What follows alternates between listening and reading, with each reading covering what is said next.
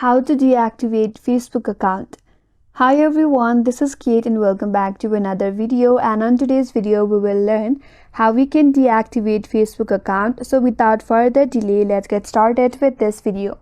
First of all, you have to launch the Facebook application in your mobile device and make sure that you're logged in with the account that you want to deactivate.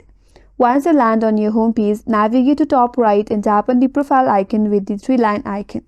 That's gonna land you to your menu page. Here again, head towards the top right and tap on the settings icon. Under settings and privacy, tap on the first section, that is Meta Account Center. Now once you land on this kind of interface, scroll down a bit and under account settings, tap on personal details. Now again tap on the last option, that is account ownership and control. Here you have an option to deactivation or deletion, tap on it. Now select your Facebook account.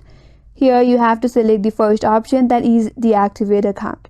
Then tap on continue.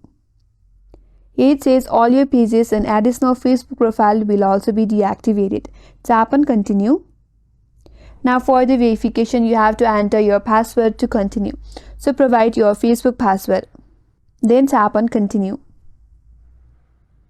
Now provide your valid reason why you are deactivating your Facebook account.